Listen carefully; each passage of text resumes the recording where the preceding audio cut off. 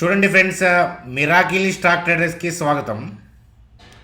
Bank Nifty పడిపోతూ ఉంటే heading ఏంటి, భారీ ర్యాలీకి సిద్ధం అని చెప్పి పెట్టారు అని అనిపిస్తుందా? కానీ జరగబోయేది అదే. సో నేను చార్ట్లో ఎక్స్ప్లెయిన్ చేస్తాను. ఓన్లీ థంబ్నెయిల్ కాదు, వీడియో లోపల లెవెల్స్ క్లియర్ కట్గా చూసేదాకా వెయిట్ చేయండి అని చెప్పి చెప్తానమాట. చూడండి ఫ్రెండ్స్, ఈ 2 బ్యాంకింగ్ స్టాక్స్లో భారీ ర్యాలీ అనేది రాబోతుంది. ఆ 2 స్టాక్స్ ఏంటి, ఆ విషయాలు ఏంటి, చార్ట్స్ ఏం చెప్తున్నాయి అనేది స్టడీ చేద్దాం ఈ వీడియోలో. టాటా పవర్కి సంబంధించిన అప్డేట్ ఉంది, సో అలాగే ఐఆర్ఎఫ్సికి సంబంధించిన డివిడెంట్ అప్డేట్ ఉంది. సో మనకి డివిడెంట్ కావాలి అని అంటే ఎలాగా, ఆ విషయాల గురించి చూద్దాం. దానివల్ల బెనిఫిట్ ఏంటి, హెచ్ఏఎల్కి సంబంధించిన అప్డేట్ చూద్దాం. ఓవరాల్గా నిఫ్టీ, బ్యాంక్ నిఫ్టీ యొక్క చార్ట్స్ని స్కాన్ చేస్తూ అనాలిసిస్ చేస్తూ మంచి మంచి లెవెల్స్తో వీడియోని లైవ్లోనే ఎండ్ చేద్దాం. కాబట్టి ఈ వీడియోని లైవ్లోనే చూసి మీ అండర్స్టాండింగ్ని కామెంట్ సెక్షన్లో తెలియజేయండి. వీడియో చూస్తే మొత్తం పూర్తిగా చూడండి అని చెప్పి చెప్తాను. చూడండి ఫ్రెండ్స్, ఈ వీడియోలోకి వెళ్ళే ముందు మన ఛానల్ వీడియోని లైక్ చేయడం అనేది మన జన్మ హక్కు. కాబట్టి వీడియోని లైక్ చేసి కంటిన్యూ చేద్దాం. సో కొత్తగా వాచ్ చేస్తున్న వాళ్ళకి మన ఛానల్ని సబ్స్క్రైబ్ చేయమని నేను చెప్పను. చూడండి ఫ్రెండ్స్, మీకు ఎక్కడ త్రూఅవుట్ ఇండియా లైవ్లో సపోర్ట్ ఇచ్చి చాలా లైవ్లోనే మార్కెట్ పడుతున్నప్పుడు కూడా డేర్గా లెవెల్స్ ఇచ్చేది మీకు ఇండియాలో ఎక్కడా లేదు ఆ ఛానల్. సో కాబట్టి ఆలోచించుకొని సబ్స్క్రైబ్ చేయమని చెప్పి చెప్తాను. ఎవరైతే సబ్స్క్రైబ్ చేస్తారో వాళ్ళు బెల్ ఐకాన్ క్లిక్ చేయడం మర్చిపోవద్దు. చూడండి ఫ్రెండ్స్, ముందుగా live chart, so ICICI bank యొక్క లైవ్ చార్ట్ అనమాట. సో చూడండి ఫ్రెండ్స్, రీసెంట్ ర్యాలీ వచ్చినా కూడా మనం వెయిట్ చేస్తున్న లెవెల్ ఐసిఐసి బ్యాంక్లో ఏంటి అని అంటే 1166, 1152. సో ఈ లెవెల్ నుంచి సో మంచి ర్యాలీ అనేది రాబోతుంది. సో ఈ లెవెల్ గురించి మనం ఆల్రెడీ మెన్షన్ చేశాము. సో సండే వీడియోలోనే మనం ఐసిఐసి బ్యాంక్ యొక్క లెవెల్ అనేది మాట్లాడాము. సో మీకు గుర్తుందా ఫ్రెండ్స్? బ్యాంక్ నిఫ్టీ గురించి చూడాలి అని అంటే హెవీ వెయిటెడ్ స్టాక్స్ అయిన హెచ్డిఎఫ్సి బ్యాంకు, ఐసిఐసి బ్యాంక్ చూడాలి. ఇప్పుడు బ్యాంక్ నిఫ్టీ యొక్క దిశని ఐసిఐసి బ్యాంక్ అనేది మార్చబోతుంది. సో ఒకసారి చార్ట్ చూద్దాం. చూడండి ఫ్రెండ్స్, మీరు స్క్రీన్ మీద చూస్తుంది ఏంటంటే ఐసిఐసి బ్యాంక్ యొక్క technical chart. So ICICI bank యొక్క టెక్నికల్ చార్ట్ చూడండి ఫ్రెండ్స్, 1166, 1152. సో ఇక్కడ ఏంటంటే ఇన్స్టిట్యూషన్స్ అంటే ఫారెన్ ఇన్స్టిట్యూషన్స్ ఇన్వెస్టర్స్ కావచ్చు, డొమెస్టిక్ ఇన్స్టిట్యూషన్స్ అంటే ఎఫ్ఐఐ, డిఐ ఎవరైనా కావచ్చు. సో ఇంతకీ వాళ్ళు ఎవరు అంటే HDFC bank, mutual funds, JP Morgan, Morgan Stanley, HSBC, so ఇట్లాంటి వాళ్ళంతా, city bank, LIC mutual funds, ఇట్లాంటి వాళ్ళంతా కూడా ఏంటంటే బై చేస్తున్న ఏరియాలోకి ఐసిఐసి బ్యాంకు వచ్చింది. సో అర్థమైందా? సో మరి ఈ జోన్ని ఎలా డ్రా చేశాము, ఇక్కడ నుంచి ఐసిఐసి బ్యాంకు ర్యాలీ రాబోతుంది ఇత్యాది విషయాలు చూసే ముందు లాజిక్ ఎక్స్ప్లెయిన్ చేస్తాను. చూడండి ఫ్రెండ్స్, మన స్క్రీన్ మీద చూస్తుంది so ICICI bank thing. So ఒకసారి చూడండి. సో మీకు ఇక్కడ strong drop, so strong down trend తర్వాత సో ర్యాలీ అయిందా, సో ఫుల్ క్యాండిల్ ఫామ్ అయిందా, సో డౌన్ ట్రెండ్ లైన్ తర్వాత ఫుల్ క్యాండిల్ ఫామ్ అయింది. సో ఈ డౌన్ ట్రెండ్ లైన్ని బ్రేక్ చేసింది అని చెప్పి చెప్పచ్చు, అవునా? చూడండి, డౌన్ ట్రెండ్ లైన్ని బ్రేక్ చేసి క్లోజ్ అయింది అని అంటే మార్కెట్ యొక్క డైరెక్షన్ అంటే కిందకి వెళ్ళాలనే ఇంటెన్షన్ నుంచి బలంగా పైకి వెళ్ళారు. సో మీరు చూస్తుంటే కనుక ఆ రోజు గ్లోబల్ క్యూస్ పాజిటివ్గా ఉన్నాయి. సో గ్యాప్ అప్లో ఓపెన్ అయ్యాయి. సో మార్కెట్ టర్న్ అయ్యి స్పీడ్గా పైకి వెళ్ళింది. సో కానీ ఇన్స్టిట్యూషన్ ప్లేయర్స్ ఏంటంటే సడన్గా మార్కెట్ని సో టర్న్ అయినప్పుడు ఏంటంటే ఆ రోజు యాక్టివిటీ చూయించిన సో వాళ్ళు ఏంటంటే ఆరిజిన్కి తెచ్చే ప్రయత్నం చేస్తారు. ఖచ్చితంగా తెస్తారని చెప్పలేం, కానీ నియర్ బై తెచ్చే ప్రయత్నం అయితే ఖచ్చితంగా చేస్తారనమాట. ఎందుకంటే సడన్గా ఇలా ర్యాలీ అయ్యి ఇలా పైకి బై చేసుకుంటా వెళ్తే వాళ్ళు నష్టపోతారు.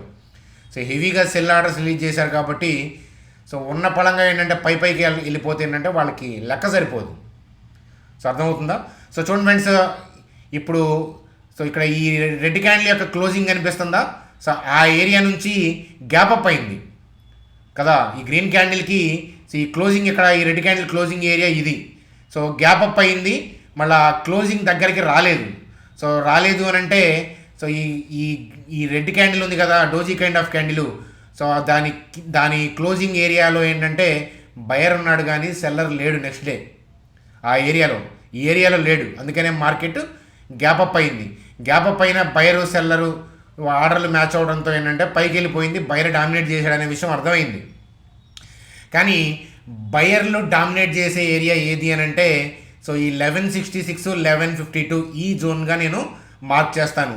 సో ఒక్కసారి మనం బై జోన్ డ్రా చేసుకోవాలి అని అంటే సో ఎట్లా డ్రా చేసుకోవాలంటే చూడండి, క్లోజింగ్ ఏరియా ఈ నియర్ బై క్యాండిల్ అంతా తీసుకున్నాను. అది సో ఈ గ్రీన్ క్యాండిల్ యొక్క టేల్ దాకా డ్రా చేశాను అనమాట, అంతే, అంతకంటే ఏం లేదు. అర్థమవుతుందా? సో కొంచెం ఏంటంటే మనకి కొంచెం పైకి లైన్ డ్రా చేయడానికి కారణం ఏంటంటే ఈ బేస్ క్యాండిల్ని కవర్ చేస్తా డ్రా చేశాను అనమాట. అవి అడ్వాన్స్గా అర్థమవుతాయి. సో ఈ లాజిక్ అయితే అర్థమైంది కదా. సో ఈ ఏరియాలో బయర్ ఉన్నాడు, సెల్లర్ అనేది లేడు. సో ఆ నెక్స్ట్ డే కూడా రాలేదు, ఆ తర్వాత రాలేదు. కానీ ఈరోజు రన్నింగ్ మార్కెట్లో ఏంటంటే ఈ జోన్కి వస్తూ ఉంది. సో అంటే మనకి బయింగ్ జోన్లోకి ఐసిఐసిఐ బ్యాంకు వచ్చింది అని చెప్పి చెప్పచ్చు కదా. సో ఎలా డ్రా చేశాను అర్థమైంది కదా. ప్రీవియస్ క్లోజింగ్ నుంచి గ్యాప్ అప్ ఉంది. సో ఆ డే నెక్స్ట్ రాలేదు కాబట్టి ఆ గ్యాప్లో బయర్ డామినేట్ చేసే ఏరియా. సో ఆ విషయం అనేది నేను లైవ్ చార్ట్లో పెట్టి చూపిస్తాను, చూడండి. చూడండి సార్, యాక్చువల్గా ఐసిఐసిఐ బ్యాంక్ పడిపోతూ ఉంది కదా. సో అలాగే బ్యాంక్ నిఫ్టీ కూడా పడిపోతూ ఉంది, హెచ్డిఎఫ్సి బ్యాంక్ కూడా పడిపోతూ ఉంది. పీపుల్ ఏంటంటే భయపడతారు. సో సాయంత్రం మళ్ళీ ఎఫ్ఐఐ డేటా చూసుకుంటే ఏంటంటే మేబీ నెట్ సెల్లింగ్ కనిపించవచ్చు, క్యాష్లో కనిపించవచ్చు, ఇండెక్స్లో కనిపించకపోవచ్చు. I don't care about those things. చూడండి ఫ్రెండ్స్, మీరు ఎప్పటి నుంచో స్టాక్ మార్కెట్లో ఉన్న వాళ్ళని ఒక క్వశ్చన్ అడుగుతున్నాను. మీరు 5 years నుంచి మార్కెట్ చూస్తున్నారు కదా. ఆల్మోస్ట్ మీకు ఏ సోషల్ మీడియా చూసినా కూడా FII net selling, net buying ఈ పాయింట్ ఆఫ్ వ్యూలో చెప్తూ ఉంటారు. మార్కెట్ పడితే ఏంటంటే ఎఫ్ఐఐ సెల్ కొట్టారనే పాయింట్ ఆఫ్ వ్యూలో చెప్తూ ఉంటారు. కానీ నెక్స్ట్ డే పెరిగితే ఎఫ్ఐఐస్ బై చేశారనేటట్టుగా కనిపిస్తే దాన్ని ప్రొటెక్ట్ చేస్తారు. దానివల్ల మనకి ఏదైనా బెనిఫిట్ అవుతుందా? సో ఎందుకనంటే సో ఎఫ్ఐఐ డేటా మీకు చూడండి, ఇక్కడ సెల్ కనిపించవచ్చు, కానీ సో ఈ ఏరియా నుంచి ఏంటంటే హెవీ డిమాండ్ ఏరియా. ఇవి ఆర్డర్లు ఎగ్జిక్యూట్ అవ్వకుండానే వీటిని ఈ ఏరియాలో టచ్ అవుతున్నప్పుడు ఆర్డర్లు ఎగ్జిక్యూట్ అవ్వకుండానే మార్కెట్ జర పైకి వెళ్ళచ్చు. సో కానీ ఆర్డర్లు ఎగ్జిక్యూట్ అయినవి మాత్రమే మీకు FII data end of the day కనిపిస్తుంది. సో ఆ డేటాని చూసి అనాలిసిస్ చేద్దాము అనుకునేంత ఫులిష్ థింగ్ ఇంకోటి లేదు. కానీ ప్రపంచం మొత్తం కూడా ఏంటంటే ఇలాగే ఫాలో అవుతుంది. అర్థమవుతుందా? అందుకని ఏంటంటే స్టాక్ మార్కెట్లో సక్సెస్ రేటు 5% ఉంటుంది. సో ఒక్కసారి చూడండి, ఈ 1166 1152 ఇప్పుడు పడుతుంది కదా. సో మనకేమీ ఫియర్ ఉండదు, ఎందుకనంటే మనకు ఆ లాజిక్ మీద క్లారిటీ అనేది ఉంది. సో నేను 5 minutes పెట్టి చూపిస్తాను, చూడండి. సో మీకు ఆ జోన్ టచ్ అయినప్పుడు అంతలా ఒక ముద్దులాగా ఒక పిడుగుపడ్డట్టు పడ్డా కూడా, కానీ ఆ జోన్ నుంచి చూడండి, see the reaction, how they are executing the orders. So నేను లైవ్లో చూపిస్తున్నాను, ఐ హోప్ మీకు అర్థమైనట్టుంది. సో మీరు 60 minutes చూసినా కూడా చూడండి, ఆ జోన్ టచ్ అయినప్పుడు షార్ప్ మూవ్, జోన్ టచ్ అయినప్పుడు షార్ప్ మూవ్, చూడండి ఆర్డర్లు ఎలా ఎగ్జిక్యూట్ అవుతున్నాయో. సో అదనమాట కదా. సో మరి రేపు బ్యాడ్ న్యూస్గా వస్తే రేపు గ్లోబల్ క్యూస్లో బ్యాడ్ న్యూస్ వచ్చినా కూడా క్లోజింగ్ బేసిస్ మీద, అంటే రేపటి క్లోజింగ్కి ఈ జోన్ని బ్రేక్ చేయడం అనేది ఈజీ థింగ్ కాదు. సో అనితర సాధ్యం. ఆ లెవెల్ బ్రేక్ అవ్వడం అనేది అంత ఈజీ థింగ్ కాదు. ఒకవేళ ఇన్ కేసు ఈ లెవెల్ బ్రేక్ అయింది అని అంటే సో ఇన్స్టిట్యూషన్ పీపుల్ వల్లే అవుతుంది, కానీ నార్మల్ రీటైల్ పీపుల్ వల్ల కాదు. సో ఇన్స్టిట్యూషన్స్ ఇంత టర్నింగ్ పాయింట్ని బ్రేక్ చేయాలంటే అంత ఈజీగా డెసిషన్ అనేది మార్చుకోరు, అన్లెస్ అంటే అక్కడ గ్లోబల్గా ఏదైనా థింగో లేదా మన కంట్రీకి సంబంధించి హెవీ బ్యాడ్ న్యూస్ అయ్యి ట్రెండ్ చేంజ్ అయితే తప్ప. సో ఇప్పటికి ఏంటంటే ట్రెండ్ అప్ ట్రెండే ఉంది, వాళ్ళ ఆరిజిన్ దగ్గరికి వచ్చారంతే. ఈ ఆరిజిన్ నుంచి పైకి వెళ్తారు. ఈ జోన్లో 1 day ఉంటుందా 2 day ఉంటుందా అది మనం ప్రెడిక్ట్ చేయొద్దు, ఎందుకంటే గ్లోబల్ క్యూస్ థింగ్స్ రిమైనింగ్ అన్నీ మిక్స్ అయి ఉంటాయి. రేపేంటి మార్కెట్, ఎల్లుండి గ్లోబల్ క్యూస్ ఏంటి అవి మనం చెప్పలేం కదా. మనకి తెలిసింది ఏంటంటే ఇక్కడ బయింగ్ ఉంది, ఈ జోన్ నుంచి వాళ్ళు స్లోగా అయినా ఫాస్ట్గా అయినా కానీ పైకి వెళ్తారు. కాబట్టి దిస్ ఈజ్ ద ఏరియా అని చెప్తాను. సో మీకు ఇంకా స్టడీ వ్యూ ఏంటి, అది ఎక్కడ దాకా వెళ్ళచ్చు, మధ్యలో తిరగబడితే ఏంటి, అట్లాంటి అప్డేట్స్ కావాలి. అలాగే మనం చెప్పిన లెర్నింగ్ ఇప్పుడు దాకా నేను చెప్పింది అర్థమైతే ఏమర్థమైందో కామెంట్ సెక్షన్లో కామెంట్ చేయండి. సో అట్లాగే ఏంటంటే ఇలాంటి లెర్నింగ్ మీరు నేర్చుకోవాలన్నా, ఇన్వెస్ట్మెంట్ స్టడీ వ్యూస్ చూడాలన్నా, సో ఈ స్టాక్స్ యొక్క స్వింగ్ ట్రేడ్స్ స్టడీ వ్యూస్ చూడాలన్నా సో మీరు చేయాల్సిందల్లా ఏంటంటే సో ఒక స్టెప్ మీరు మాతో పాటు అడిగేయాలన్నమాట. సో ఏం చేయాలంటే మా స్పెషల్ గ్రూప్లోకి రావాలి అని అంటే ఇక్కడ ఏంజల్ జెరోదా లింక్స్ ఉన్నాయి కదా. సో మన లింక్స్ ద్వారా అకౌంట్ ఓపెన్ చేసి ఈ నెంబర్కి ఐడిని వాట్సాప్ చేయండి. అంటే మీరు మన లింక్స్ ద్వారా అకౌంట్ ఓపెన్ చేస్తే మీ ఫ్రెండ్స్ అయినా ఫ్యామిలీ మెంబర్స్ అయినా మీరైనా ఎవరైనా పర్లా ఆ ఐడిని మా టీం నెంబర్కి వాట్సాప్ చేయండి. కొద్ది క్యాపిటల్ అయినా పర్లా క్యాపిటల్తో రండి, సీరియస్గా ఉన్న వాళ్ళే రండి, వాళ్ళకి మాత్రమే ట్రైన్ చేస్తాను, చుట్టం చూపుగా రావాల్సిన అవసరం లేదు. ఎందుకంటే గ్రూప్లో మాత్రమే నేను ఇక్కడ నుంచి ఎక్కువ పోస్ట్ చేస్తాను. ఎప్పుడైనా ఒకటి మాత్రం ఫ్రీ టెలిగ్రామ్ గ్రూప్లో పోస్ట్ చేయడం అనేది జరుగుతుంది. Study views, learnings. ఎందుకని అని అంటే కొత్త వాళ్ళు అంటే మనీ మేనేజ్మెంట్ ఫాలో అవ్వరు. వాళ్ళ డెసిషన్ సగం ఇంకొక ఛానల్, సగం ఇంకొక చాట, అట్లా అన్ని చోట్ల చూడవచ్చు. కానీ ఏంటంటే ఓవరాల్గా థింగ్ ఏంటి, మేము ఏం అబ్జర్వ్ చేసుకున్నాం దాన్ని బట్టి వెళ్ళటం అనేది కరెక్ట్. కానీ అలా కాదనమాట. ఏ మూమెంట్లో ఏమవుతుంది, మనకి మనసులో ఏమనిపిస్తుంది, అది ఫేవర్గా ఎవరు చెప్తున్నారు అనే పాయింట్ ఆఫ్ వ్యూలో వెతుకుతారు. పడింది కాబట్టి పడుతుంది, ఇంకెక్కడ దాకా పడుతుంది అనే పాయింట్ ఆఫ్ వ్యూలోనే మాట్లాడతారు సోషల్ మీడియాలో. వాళ్ళకి ఫీరు, మనకి ఫీరు, అది కామన్గా కోయిన్సిడెన్స్ అవుతుంది. కానీ కోయిన్సిడెన్స్ అయితే స్టాక్ మార్కెట్లో గొల్లే. కాబట్టి జరగబోయేది చూడండి. ఈ లెవెల్ అంతా కాన్ఫిడెంట్గా మార్క్ చేసి మీకు లైవ్లో ఎందుకు చెప్తున్నానంటే నా ఎక్స్పీరియన్స్, నా స్టడీ, నా అబ్జర్వేషను మీద నమ్మకం అనమాట. అందుకని మన ఛానల్ని సబ్స్క్రైబ్ చేయమని నేను చెప్పను. కొన్నాళ్ళు వాచ్ చేస్తే ఆటోమేటిక్గా సబ్స్క్రైబ్ చేసి తీరతారంతే. చూడండి ఫ్రెండ్స్, మీరు చూసిన ఐసిఐసిఐ బ్యాంకు, బాగా పెరగబోయే బ్యాంకులో ఒకటి ఐసిఐసిఐ బ్యాంకు, 2 హెచ్డిఎఫ్సి బ్యాంక్ అనుకుంటున్నారా? కాదు. అది చెప్తాను. చూడండి సార్, బ్యాంక్ నిఫ్టీ యొక్క చార్టు. బ్యాంక్ నిఫ్టీలో సిమిలర్ కైండ్ ఆఫ్ లెవెల్ ఎక్కడ ఉంది అని అంటే 49561, 49978.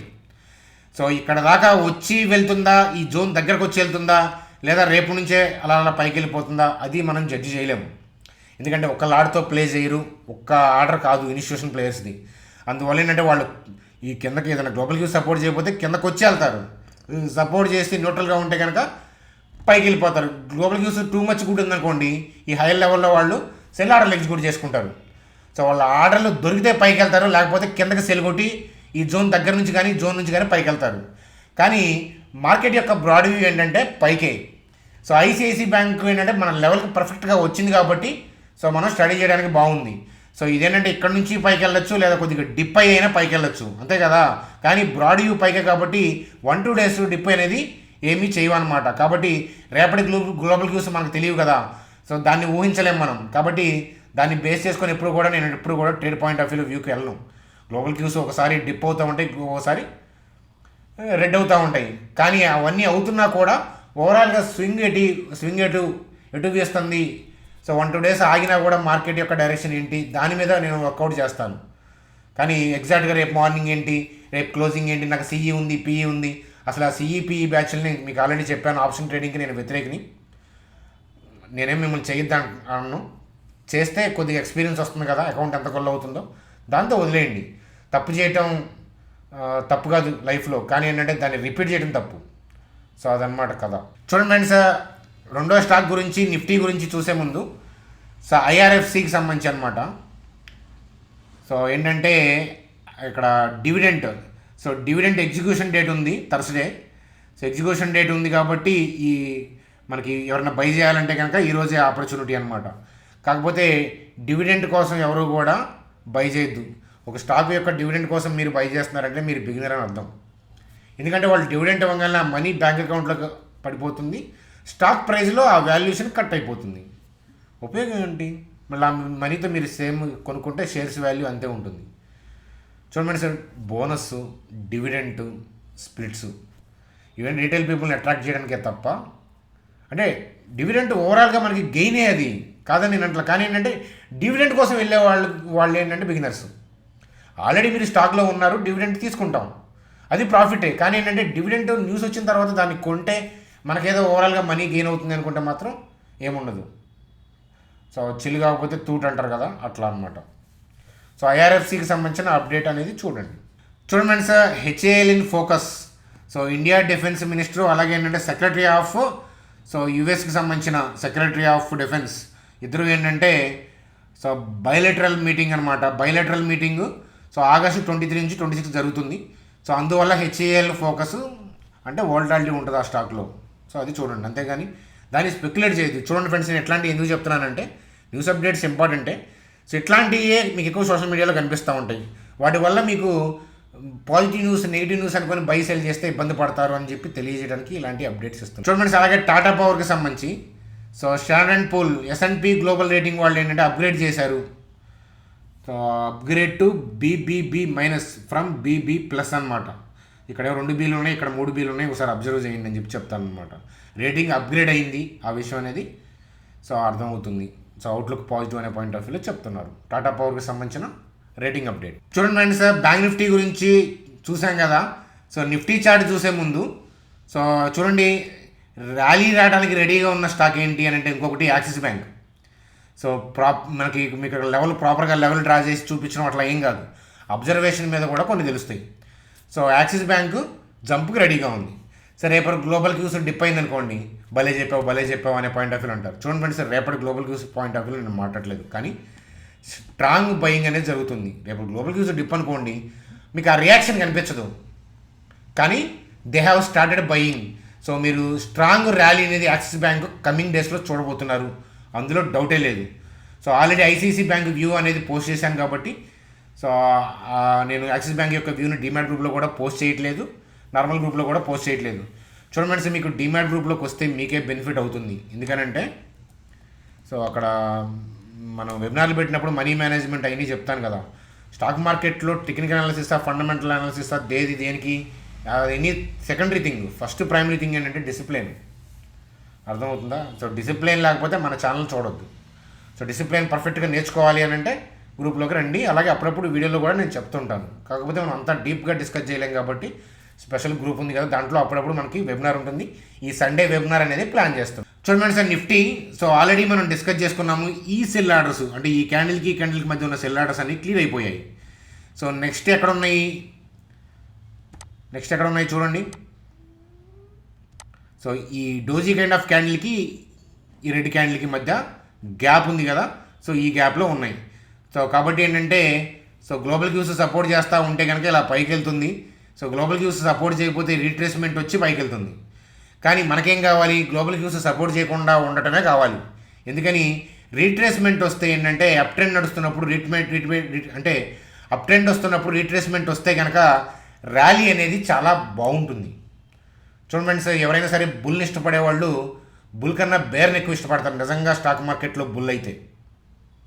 ఎందుకనంటే సో వెనక్కి లాగితేనే స్టాక్ మార్కెట్. చూడండి, పులి ఒక అడుగు వెనక్కి వేసింది అంటారు కదా, అలాగే ఏంటంటే మార్కెట్లో ఏంటంటే ఇది కారు మనం ఒక గేర్ వెనక్కి వేస్తాం కదా స్పీడ్ వెళ్ళడానికి, సిమిలర్ కైండ్. సో దీంతో పాటే వెళ్ళాలి అని అంటే మనీ మేనేజ్మెంట్ ఇబ్బంది, అలాగే ఏంటంటే ఏదైనా గ్లోబల్ క్యూస్ దెబ్బ వేసినాయి అనుకోండి, సో మనకి మనీ మేనేజ్మెంట్ తప్పుతుంది, స్టాప్ లాస్ దూరం ఉంటుంది, టార్గెట్ ఏమో దగ్గర ఉంటుంది. అందువల్ల ఏంటంటే ఎప్పుడూ కూడా బుల్ మార్కెట్లో రీట్రేస్మెంట్, టెంపరీ బ్యాడ్ న్యూస్ల వల్ల డిప్ అయితే బాగుండు అని అనుకుంటున్నాను. సో అది ఆశిస్తున్నాను అనమాట. మీరు బ్యాంక్ నిఫ్టీ కూడా చూడండి. సో గ్లోబల్ క్యూస్ రేపు వరస్ట్ అయితే మనం ఏం చేయలేం, అది ఎలా ఉంటుందో మనం ఊహించలేం. కానీ సో ఇన్ జనరల్గా ఏంటంటే సో ఇట్లా రీట్రేస్మెంట్ ఇలా వన్ డే రేపు కానీ అలా కానీ డిప్ అయింది అనుకోండి, ర్యాలీ చాలా బాగుంటుంది. సో దాని స్పీడ్ వేరే ఉంటుంది. ఎట్లాంటి క్యాండిల్స్ పడతాయి, మేబీ రేపే పడవచ్చు. సో రేపు పడుతుందని నేను గ్యారంటీ చెప్పట్లేదు. సో అది ఒక డేని ఎగ్జాక్ట్గా మూవ్ని ప్రిడిక్ట్ చేసే రోజులు చాలా రేర్గా ఉంటాయి.